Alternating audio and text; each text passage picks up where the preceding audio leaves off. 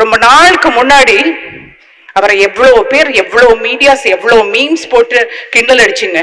இன்னைக்கு படத்தெல்லாம் கண்டுபிடிச்சு அந்த வானத்தை போல மடம் படிச்ச புண்ணியவனேன்னு சொல்லி பாடுறீங்க. நம்ம மனுஷங்களை எல்லாருமே மறந்துடுறோங்க. பழசு எல்லாத்தையுமே நம்ம மறந்துடுறோம். அடுத்தடுத்த ஆளுங்களை, சிவாஜி கணேசன் சார் போனாரு, எம்ஜிஆர் போனாரு, கலைஞர் ஐயா போனாரு, ஜெயலலிதா அம்மா போனாரு. இறந்து போனதுக்கு அப்புறம் தான் அவங்களுடைய நல்ல இதெல்லாம் எடுத்து நம்ம பாக்குறோம். இருக்கும்போதே தலையில தூக்கி வச்சு கொண்டாடுங்க, இருக்கும்போதே கொண்டாடுங்க. நம்ம அப்பா அம்மாவையும் சேர்த்துதான் சொல்றேன். இருக்கும்போதே தலையில தூக்கி வச்சு கொண்டாடுங்க. சீக்கிரமா நடிகர் சங்கத்தை உண்டாக்குங்க. அவருடைய பேர் கண்டிப்பா நடிகர் சங்கத்துல வைக்குவாருன்ற நம்பிக்கை இருக்கு. என்னுடைய கோரிக்கையை திரு நாசர் அவர்களும் திரு விஷால் அவர்களும் கார்த்திக் அவர்களும் செய்வார்கள்ன்ற நம்பிக்கை இருக்கு. அந்த கல்யாணத்துல வாங்க வாங்க எப்படி இருக்கீங்க அப்படின்னு சொல்லுவாங்களாம். அதுக்கப்புறம் என்ன வீட்டுல யாரும் வரலையா? ஏண்டா நான் வந்திருக்கேன், என்ன கேட்க மாட்டேங்கிறன்ற மாதிரி. வந்தவங்களை பாருங்க, எவ்வளவு பேர் வந்திருக்கீங்க. வராதவங்களை பிடிச்சு நீங்க ஏன் அப்படி இவங்க வரல, அவங்க வரல, அந்த ஹீரோயின் வரல? எனக்கு தெரிஞ்சு இன்னைக்கு ஹீரோயின்ஸ் இவ்வளவு பேர் நடிச்சிருக்காங்க. இன்னைக்கு ராதா மேடம் பார்த்தேன், அம்பிகா மேடம் பார்த்தேன், அப்புறம் வேற ஹீரோயின்ஸ் யாரையுமே காணோம். வரலன்றதுக்காக அவர் மேல பாசம் இல்லைன்றது அர்த்தமா?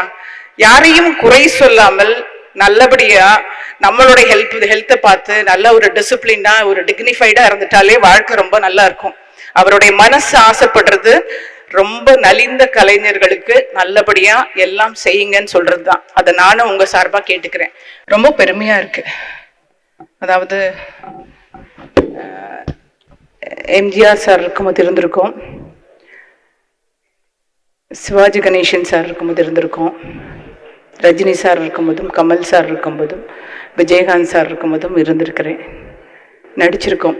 ஒரு 5-6 படங்கள் நடிச்சிருக்கேன் அவரோட. ரொம்ப ரொம்ப நல்ல ஒரு மனிதர். அதாவது அந்த வெள்ளை ட்ரெஸ் போட்டுட்டு வந்தா அது அவருக்கு மட்டும்தான் பொருந்தும்னு நினைக்கிறேன்.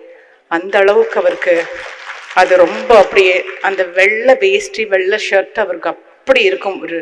ஒரு காந்த பார்வை. நான் அப்போ ரொம்ப நடிக்க புதுசுல என்னுடைய சொல்வதராமல்மைன்னு ஒரு படத்துல நான் நடிக்கும் போது எனக்கு ஹார்ஸ் ட்ரேடிங்லாம் இருந்துச்சு. எனக்கு தெரியாது. ஆனா ஒரு ஹார்ஸ் மேல உட்கார வச்சுட்டு தட்டி விட்டுட்டாரு. ஹார்ஸ் பாட்டுக்கு ஓடுது. சார் சார் காப்பாத்துங்க காப்பாத்துங்கன்னு. அப்படிதான் கத்துக்க வேண்டியது, எல்லாம் கத்துக்கணும் அப்படின்னு சொன்னாரு. அவருடைய தம்பி தங்க கம்பி அந்த மேல ரோப்ல இறங்குறது ஏறுறதெல்லாம் நானும் ரம்யா கிருஷ்ணன்லாம் நடிச்சிருப்போம். அப்பவும் அப்படிதான் தைரியத்தை கொடுத்தாரு. எம்புருஷ் தான் எனக்கு மட்டும்தான் ரொம்ப முரட்டு பெண்ணா நடிச்சிருப்பேன். அப்பவும் ஒரு தைரியத்தை கொடுத்தவர். நல்ல நடி ரேகா, நல்ல நடி அப்படின்னு சொல்லுவாரு. அவரை பார்க்கும்போதே எனக்கு ரொம்ப பயமா இருக்கும். ரொம்ப ஒரு பியோர் ஆர்ட்னா அப்படி ஒரு நல்ல ஆர்ட்ஸுங்க. அவங்க கூட நடிக்கிறதுக்கு நான் ரொம்ப பெரிய பாக்கியம் செஞ்சிருக்கேன். எனக்கு உண்மையாலுமே என்னுடைய தந்தை இறந்ததுக்கு அப்புறம் நான் அழுந்ததே கிடையாது. எம்ஜிஆர் சார் இருந்தப்போ அழுந்திருக்கேன். அதுக்கப்புறம் என் தந்தை இறந்ததுக்கு அப்புறம் நான் அழுகவே மாட்டேன். எல்லாருடைய மரணத்துக்கும் போயிட்டு வந்துடுவேன். இந்த தடவை அவருடைய மரணத்துக்கு வர முடியலன்ற ஒரு சங்கடம் இருக்கு.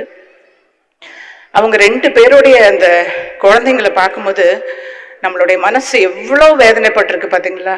அரசியல்ல ஜெயிச்சிட்டாரு, நடிகனா ஜெயிச்சிட்டாரு, நடிகர் சங்கத்தை ஜெயிக்க வச்சுட்டாரு. ஆனா ஹெல்த்ல ஜெயிக்காம போயிட்டாரு பாருங்க. ஹெல்த் பார்த்துக்கோங்க. ஹெல்த் தான் ரொம்ப இம்பார்ட்டன்ட். எல்லார்கிட்டையும் சொல்றேங்க, ஹெல்த் ரொம்ப நல்லா பார்த்துக்கோங்க. டே நைட் ஒரு வாக் போகலாம், ஒரு யோகா பண்ணலாம், ஒரு மெடிடேஷன் பண்ணலாம். நம்மளால முடிஞ்ச உதவிகள் செய்வோம். பணம் என்னடா பணம் அப்படின்னு சொல்லி அவரே டயலாக் சொல்லிட்டாரு பாருங்க. பணம் இருக்குதான், பணம் வரும் போகும். ஆனா மனுஷனுடைய அந்த டிசிப்ளின் இருக்கு பாத்தீங்களா, அது இருந்தா மட்டும்தான் நம்மளை திரும்பி பார்ப்பாங்க. இல்லாட்டி யாருமே பார்க்க மாட்டாங்க. இன்னைக்கு எத்தனை நலிந்த கலைஞர்கள் இருக்காங்க.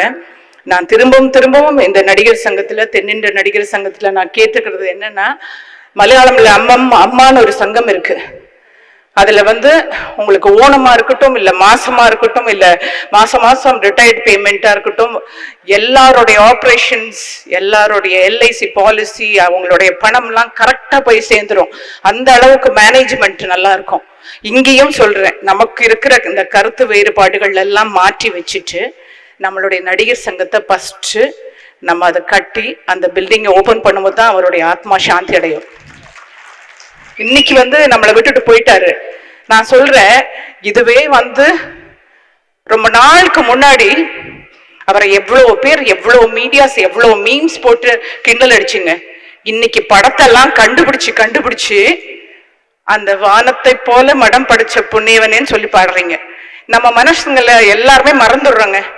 பழசு எல்லாத்தையுமே நம்ம மறந்துடுறோம். அடுத்தடுத்த ஆளுங்களை, சிவாஜி கணேசன் சார் போனாரு, எம்ஜிஆர் போனாரு, கலைஞர் ஐயா போனாரு, ஜெயலலிதா அம்மா போனாரு. இறந்து போனதுக்கு அப்புறம் தான் அவங்களுடைய நல்ல இதெல்லாம் எடுத்து நம்ம பாக்குறோம். இருக்கும்போதே தலையில தூக்கி வச்சு கொண்டாடுங்க, இருக்கும்போதே கொண்டாடுங்க. நம்ம அப்பா அம்மாவையும் சேர்த்துதான் சொல்றேன், இருக்கும்போதே தலையில தூக்கி வச்சு கொண்டாடுங்க. சீக்கிரமா நடிகர் சங்கத்தை உண்டாக்குங்க. அவருடைய பேர் கண்டிப்பா நடிகர் சங்கத்துல வைக்குவாருன்ற நம்பிக்கை இருக்கு. என்னுடைய கோரிக்கையை திரு நாசர் அவர்களும் திரு விஷால் அவர்களும் கார்த்திக் அவர்களும் செய்வார்கள்ன்ற நம்பிக்கை இருக்கு. நிறைய உள்ள வேதனைகள் இருக்கு எனக்கு அதுல. ஏன்னா நிறைய ரெண்டா பிரிஞ்சு போனதுக்கு அப்புறம் எவ்வளவு எலெக்ஷன், எவ்வளவு நாள், அதுக்கப்புறம் கொரோனா வந்துச்சு, ஃப்ளட் வந்துச்சு, நிறைய கஷ்டப்பட்டுட்டோம். இந்த மாதிரி ஒரு லீடர், இந்த மாதிரி ஒரு கேப்டன்ஷிப் இருந்துச்சுன்னா நமக்கு எவ்வளவு ஒரு தைரியம் இருந்துச்சு. இனிமே யாருங்க இருக்காங்க? இப்ப எல்லாருக்குமே நம்மளே இறந்து போனா கூட 4-8 பேர் பாக்குறதுக்கு யாருமே இருக்க மாட்டாங்க. அவருடைய கூட்டத்தை பாருங்க. இன்னைக்கும் ஆராதனை பண்ணி பூ போட்டு அவருக்கு மெழுகுத்திரி கொளுத்திட்டு போறாங்க. இன்னைக்கும் எத்தனை பேருக்கு பிரியாணி போடுறாங்க அந்த குழந்தைங்க. சம்பாதிக்கிறது பெருசு இல்லைங்க, கொடுத்து பழகுங்க. அதே மாதிரி ஹெல்த் பாத்துக்கோங்க. அது மட்டும்தான் என்னுடைய நடிகர் சங்கமா இருக்கிறனால சொல்றேன். நலிந்த கலைஞர்கள் அப்படியே நடந்து வயசானவங்க இப்படி போகும்போது மனசுக்கு ரொம்ப கவலையா இருக்கு. எல்லாரும் ரொம்ப ஹெல்த்தா இருக்கணும். ஹெல்த்தியா இருந்தா மட்டும்தான் ஹெல்த் இஸ் வெல்த் அப்படின்னு சொல்லுவாங்க. ஹெல்த் இல்லைன்னா உங்களை அப்படியே கருவேப்பிலை மாதிரி தூக்கி போட்டுருவாங்க. ஹீரோயின்ஸா இருந்தாலும் தான் சொல்றேன்.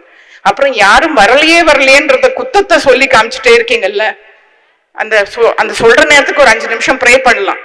யாரும் வராதவங்களை பத்தி ஏன் நினைக்கிறீங்க? வராதவங்க வீட்டுக்குள்ள இருந்து எப்படி அழுகுறாங்களோ, அவர் மேல எவ்வளவு மரியாதை வச்சிருக்காங்கன்னு யாருக்கு தெரியும்?